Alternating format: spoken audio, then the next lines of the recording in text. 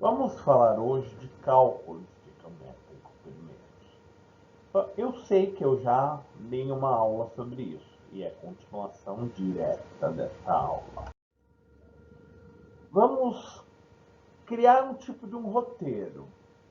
Cálculo estequiométrico, antes de tudo, é utilização de habilidades que você tem em português e matemática. Então você vai ter que aprender a entender a questão e cálculos básicos. Isso é essencial a qualquer resolução. Porém, se você seguir esse roteiro, pode ajudar em 95% dos casos.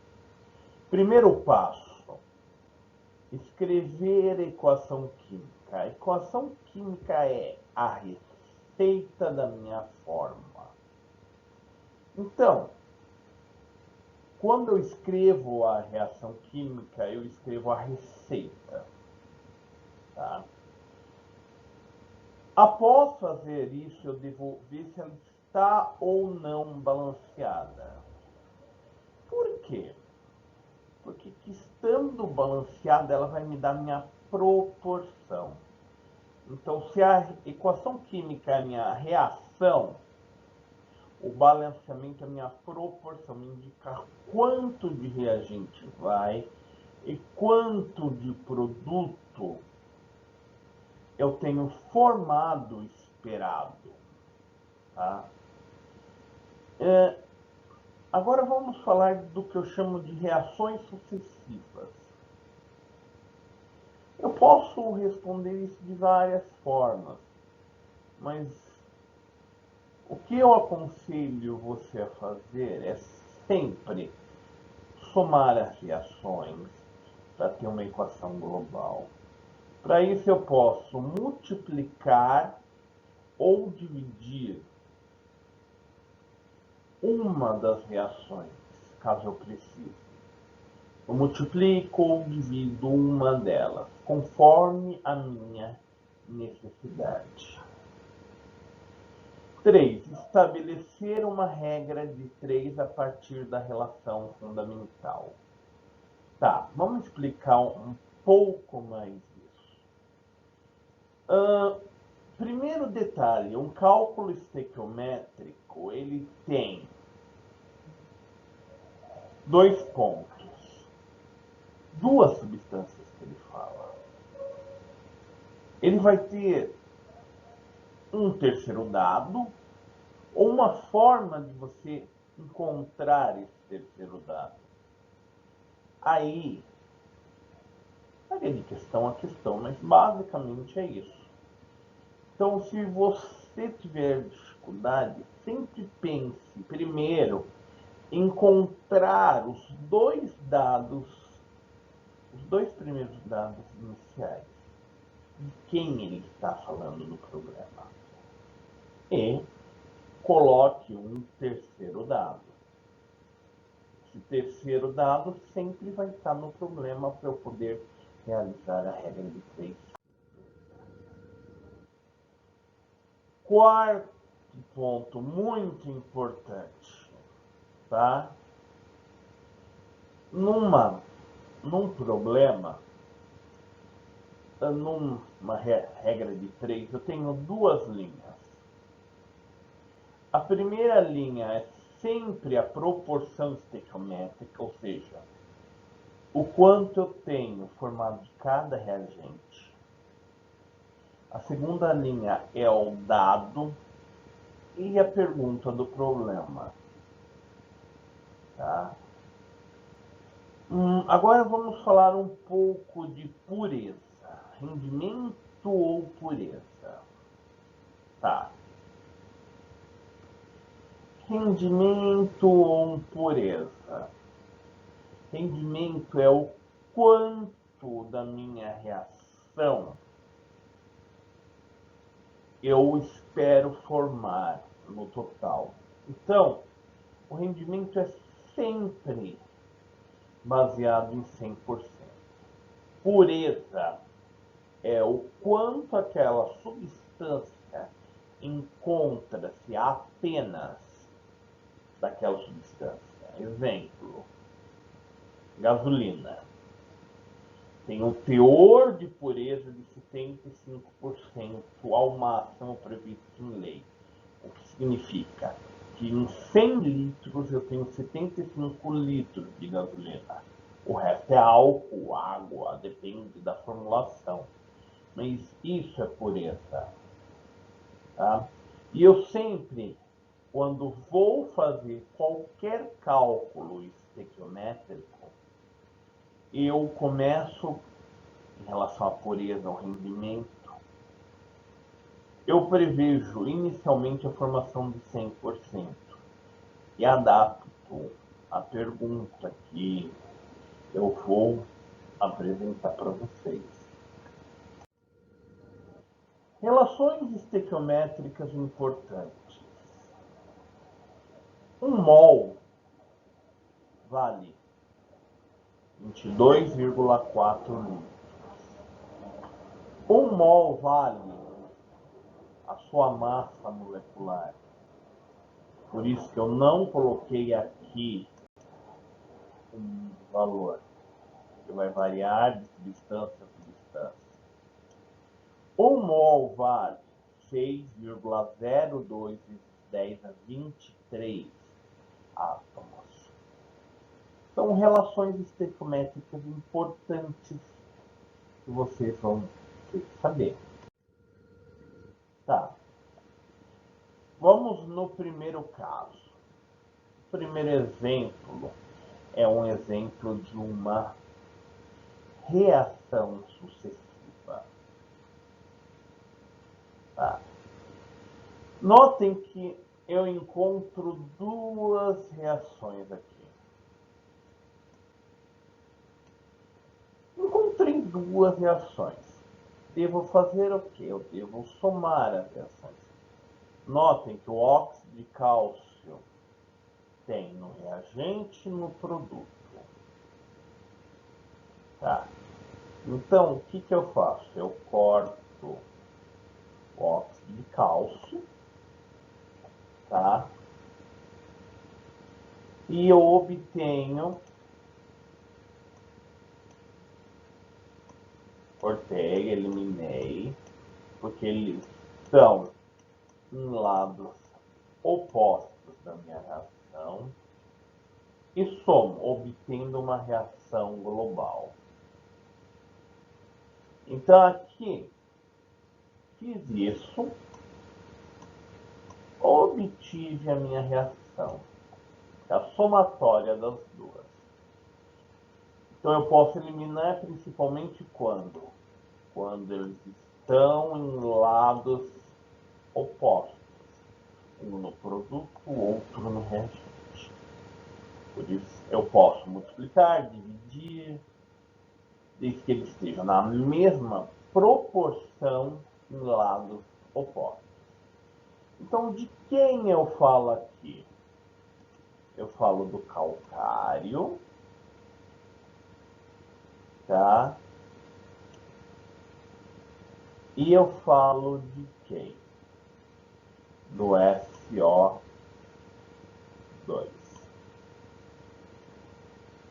Então, o calcário, tá? Tem que massa molecular? Tem massa molecular de 100. O SO2 tem massa molecular de 64. Ele fala por hora. Eu quero saber por dia. Então eu multiplico a quantidade por hora por 24 horas. Então esse é um dado que não está implícito no texto, na pergunta. Você tem que compreender que ele falou em 24 horas. Então você tem que pegar o valor de uma hora e multiplicar por 24. Por isso, esse valor de 307. E fazer o que agora? A regra de 3. 107 vezes 307 dividido por 64, que vai dar 480 quilos arredondado. Tá? Você deve sempre seguir essa lógica. Tá? O carbonato de cálcio utilizado na fabricação de vidro é obtido pela reação do carbonato de cálcio com cloreto de sódio. Tá. Representada pela equação. Ele te deu a reação química, já falo inicialmente para vocês. Ela já está balanceada. Então, eu estou falando aqui de quem? Eu estou falando considerando um rendimento de 100% para cada tonelada de carbonato de cálcio utilizada, a quantidade de carbonato de sódio produzido será de quanto? Primeiro, de quem ele está falando? Carbonato de cálcio e carbonato de sódio.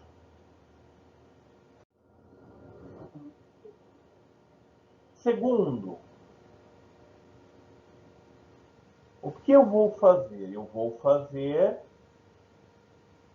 Eu vou ver o coeficiente estequiométrico dele. Quanto ele tem na minha relação estequiométrica? Na minha relação estequiométrica, ele tem uma proporção de 1 para 1. Então, o que eu devo fazer? Multiplicar esse 1 pela massa molecular. Então, 1 vezes 100, 100. 1 vezes 106, 106. Sempre importante multiplicar a proporção estequiométrica, ou seja, o coeficiente que ele tem da equação balanceada, pelo que ele quer no meu problema. Então, ele quer saber a massa. Então, ele quer saber a massa de carbonato de sódio. Tá. Fiz a primeira linha. Multipliquei a proporção estequiométrica pela massa molecular. Vou fazer o que agora? Vou colocar um terceiro dado. Será quem? 1 tonelada. Aí vem uma dica prática. 1 tonelada, aí daria um cálculo que você teria que usar decimal. Ele não pede a unidade em si no problema. Eu sugiro que você transforme tonelada para quilos, para facilitar seu cálculo. 1000 quilos vezes 106 dividido por 100 dá quanto? 1060 quilos de carbonato de sódio.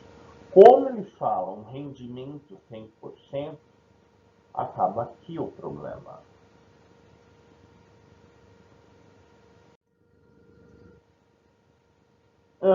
Essa questão, antes de explicá-la, eu vou já falar que existe algumas formas de se resolver diferente. Tem uma forma indireta e tem uma forma direta. Então, ele fala que o Brasil é um dos maiores produtores de estanho. Então, se é estanho pode ser encontrado na forma de cassiterita, dióxido de estanho. A reação para se obter o estanho metálico pode ser representado pela equação. Tá? Partindo-se 5 kg de casterita, na presença de excesso de carbono, obteve-se 1,8 kg de estanho. O volume de gás obtido em litros em condições normais de temperatura e pressão é: primeiro, olhem a equação química. Qual é a substância na equação química que está no estado gasoso? Já respondo para vocês. A substância é o monóxido de carbono, CO. Ele fala em excesso. O que é um reagente em excesso? É um reagente que sobra na reação, que não reagiu na reação. Então, sobrou, então ele está em excesso. Então, partindo disso, eu posso dizer que quem limita a minha reação é a casterita. Porque sempre num reagente vai ter duas partes. Aquele que está em excesso e aquele que limita. Aquele que acaba antes da reação. Então, primeiro modo. Primeiro modo envolve-se duas partes. Primeira parte, eu posso calcular envolvendo a casterita e o estanho. Tá. Quantos mols eu tenho de casterita na equação? 1. Quantos mols eu tenho de estanho na reação? 1. Notem que aí eu demonstro que eu multipliquei pela massa molecular. O terceiro dado fala em 1.800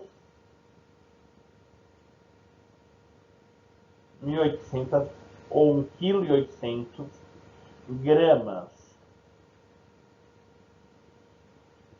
de estanho.